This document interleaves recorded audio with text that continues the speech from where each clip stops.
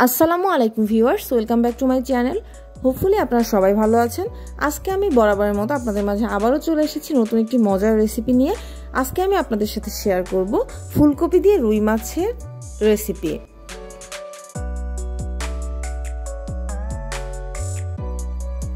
প্রথমে আমি মাছগুলোকে খুব ভালোভাবে মেখে ভেজে নিব। এজন্য এখানে আমি কয়েক পিস রুই মাছ খুব ভালোভাবে ধুয়ে পরিষ্কার করে নিয়েছি। দিয়ে দিচ্ছি পরিমাণ মতো লবণ, হাফ চা চামচ হলুদের গুঁড়া, হাফ চা চামচ লাল মরিচের গুঁড়া দিয়ে খুব ভালোভাবে মেখে নিব। অন্যদিকে একটি মশলা তৈরি করে নিব। এক টুকরো আদা, পেঁয়াজ, রসুন, জিরা এবং শুকনো মরিচকে আমি খুব ভালোভাবে পাটায় বেটে একটি মশলা তৈরি করে নিচ্ছি। এখানে আমি চুলায় বসিয়ে দিয়েছি একটি পাত্রটিকে পর্যাপ্ত পরিমাণে গরম করে দিয়ে দিয়েছি পরিমাণ মতো সয়াবিন তেল। সয়াবিন তেলটিকেও আমি খুব ভালোভাবে গরম করে এতে আমি একে একে মেখে রাখা রুই মাছগুলোকে খুব ভালোভাবে ভেজে নিচ্ছি। মাছ ভাজবার সময় অবশ্যই আপনারা তেল এবং পাত্রটিকে পর্যাপ্ত পরিমাণে গরম করে নেবেন। এতে করে মাছ কিন্তু পাত্রের তলায় লেগে যাওয়ার কোনো সম্ভাবনাই থাকবে না।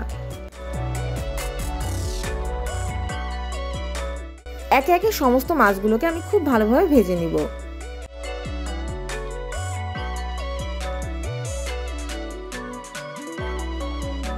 আপনারা যারা এখনো আমার চ্যানেলটিকে সাবস্ক্রাইব করেননি অবশ্যই সাবস্ক্রাইব করবেন, ফ্রেন্ডস অ্যান্ড ফ্যামিলির সাথে শেয়ার করবেন এবং আমার রেসিপিগুলো লাইক দিতে কিন্তু ভুলবেন না।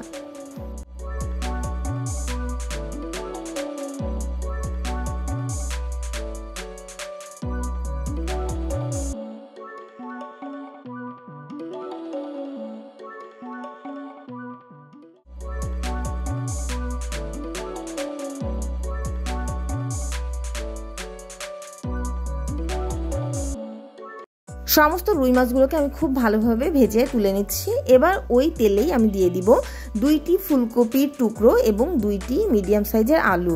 এগুলোকে আমি প্রথমেই কেটে খুব ভালোভাবে ধুয়ে রেখেছিলাম। ফুলকপি এবং আলুগুলোকে আমি হালকা আঁচে একটু ভেজে নিব।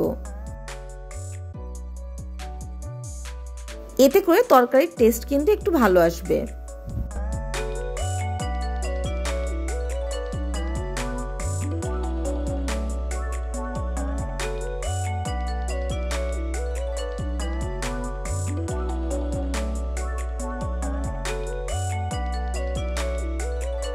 ফুলকপি এবং আলুগুলো ভাজা হয়ে গেছে। এবার এগুলোকে আমি একটি পাত্রে তুলে নিচ্ছি। চুলায় একটি পাত্র বসিয়ে দিয়েছি। পাত্রটিকে পর্যাপ্ত পরিমাণে গরম করে এতে আমি দিয়ে দিচ্ছি হাফ কাপ পরিমাণ সয়াবিন তেল। সয়াবিন তেল গরম হয়ে গেছে। এবার আমি এর মধ্যে দিয়ে দিব আগে থেকে বেটে রাখা সেই মশলাগুলো দিয়ে আমি খুব ভালোভাবে মাঝারি আঁচে কষিয়ে নিচ্ছি।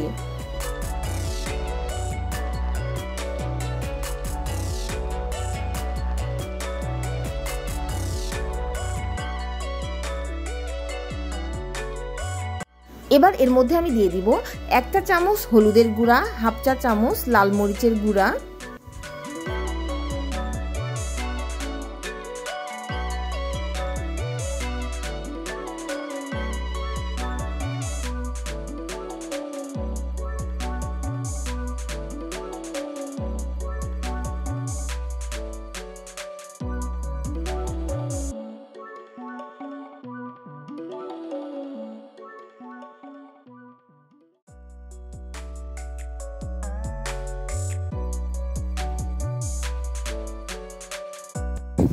হাফ চা চামচ ধনিয়ার গুঁড়া।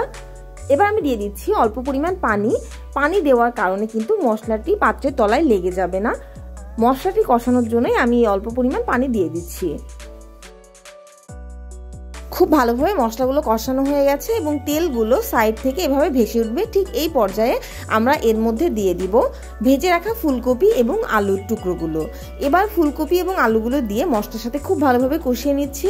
এরপর আমি এখানে দিয়ে দিচ্ছি মাঝারি সাইজের 2টি টমেটো কুচি। টমেটো দিয়ে আবারও 1 মিনিট আমি সময় নিয়ে খুব ভালোভাবে তরকারিটি কষিয়ে নিয়েছি। এবার এর মধ্যে আমি দিয়ে দিব ঝোলের পানি। আপনারা যে যতটুকু ঝোল খেতে চান সেই পরিমাণ পানি দিবেন। আমি এখানে 3 কাপ পরিমাণ পানি ব্যবহার করছি।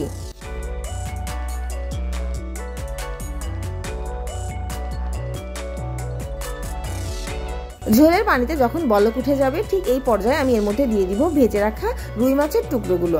মাছগুলো দিয়ে খুন্তির সাহায্যে আমি খুব ভালোভাবে উল্টে দিচ্ছি। এতে করে মাছের দুই পাশেই খুব ভালোভাবে ঝোলের পানি প্রবেশ করবে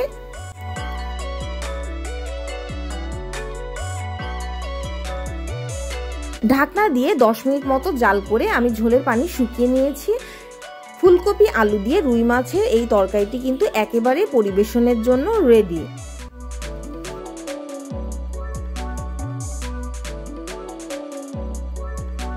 মজার এবং স্বাস্থ্যকর এই রেসিপিটি অবশ্যই আপনারা বাসায় একবার হলেও ট্রাই করবেন এবং আমাকে জানাতে ভুলবেন না আপনাদের কেমন লাগলো। আশা করি আমার রেসিপিটি ফলো করে যদি আপনারা বাসায় একবার হলেও মজার এই রেসিপিটি ট্রাই করেন, আপনাদের মুখে এর স্বাদ সারা জীবন লেগে থাকবে।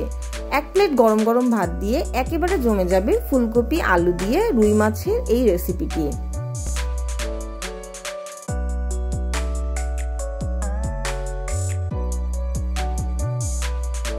Thanks for watching my video.